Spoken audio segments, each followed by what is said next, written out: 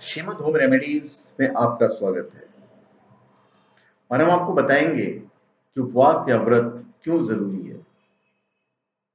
उपवास की परंपरा कब शुरू हुई, इसकी कोई तय तिथि इतिहास में नहीं है। उपवास रखने की परंपरा युगों से चली आ रही है। ग्रंथों में उपवास रखने और खोलने के नियमों का विस्तार से उल्लेख किया गया है। उपवास रखने से मानसिक एवं शारीरिक रोग दूर होते हैं। उपवास रखने की परंपरा आदिकाल से चली आ रही है। आदिकाल से मन की शांति या किसी इच्छा की प्राप्ति के लिए उपवास किया जाता है। महात्मा बुद्ध ने भगवान की प्राप्ति के लिए उपवास किए थे।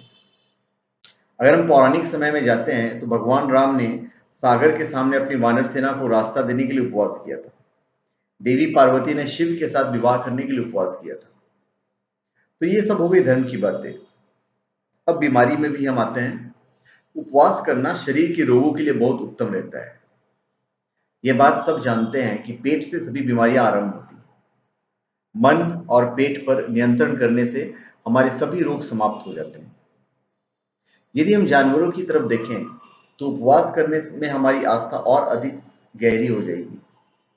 पंछी तथा जानवर जैसे गाय, कुत्ता आदि जब बीमार पड़ते हैं तो खाना छोड़ देते हैं और वो कुछ ही देर में ठीक हो जाते हैं। इसी तरह से बीमारी में हमारे मुंह का स्वाद खत्म हो जाता है। हम खाना कम खाना चाहते हैं। खाना खाने को हमारा मन नहीं करता है, लेकिन डॉक्टर खाना खाने की सलाह देते हैं। हम सोचते हैं कि खाना खाने से हमारे शरीर में ताकत आएगी और मरीज कमजोर नहीं होगा। बीमारी की हालत में जितना ज्यादा खाना हम लेते हैं, बीमारी उतनी अधिक प्रबल होगी। अगर हम ज्यादा खाएंगे तो उपवास करना रोगों के उपचार का एक साइंटिफिक तरीका है।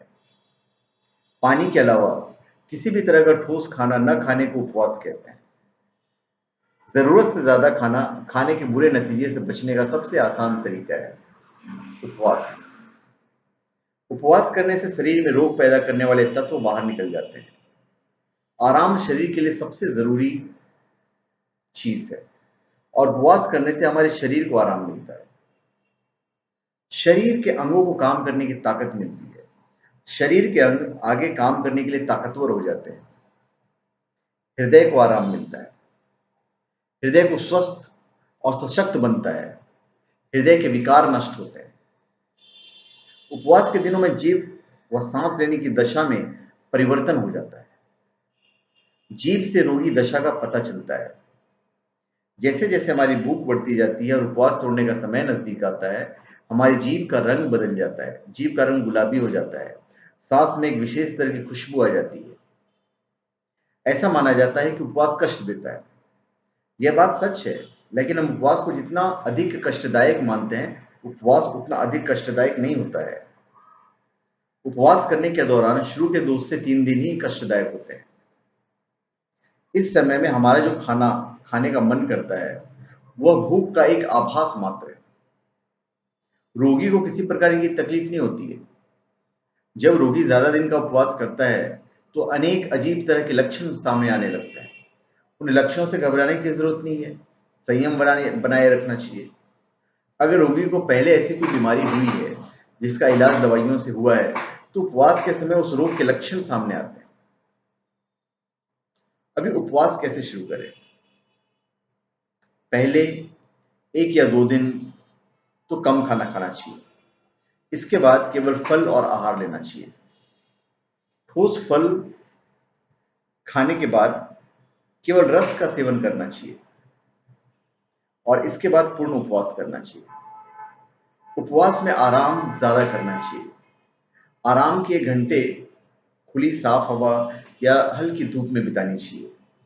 जो आदमी उपवास कर रहा है, उसकी उपवास में पूरी तरह से श्रद्धा होनी चाहिए। उपवास करने से पहले उस उपवास से संबंधित किताब पढ़नी चाहिए। अभी सबसे इंपॉर्टेंट है कि उपवास तोड़ना कैसे चाहिए। जब उपवास का समय पूरा हो जाता है तो प्राकृतिक रूप से अपने आप पता चल जाता है कि अब हमें उपवास तोड़ देना चाहिए। जीभ जब साफ दिखने लगे, सांस में सुगंध आए, शरीर में ताजगी महसूस हो, भूख अपने आप लौट आए, तो हमें उपवास तोड़ देना चाहिए। उपवास जब पूरी तरह खत्म हो जाए तो हमें सबसे पहले रस का सेवन करना चाहिए। इसके बाद फलों का सेवन करना चाहिए।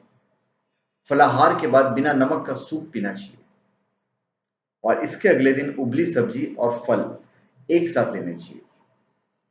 इसके बाद कम नमक का भोजन करना चाहिए और इसके बाद साधारण भोजन लेना चाहिए। अभी उपवास के लाभ हैं वो भी मैं शॉर्ट में बता देता हूँ। सबसे पहले फेफड़े उपवास का लाभ महसूस करते हैं। उपवास शुरू करते ही फेफड़े की सारी रुकावट खत्म हो जाती है। सांस बिना किसी बाधा के आसानी से चलने लगती है।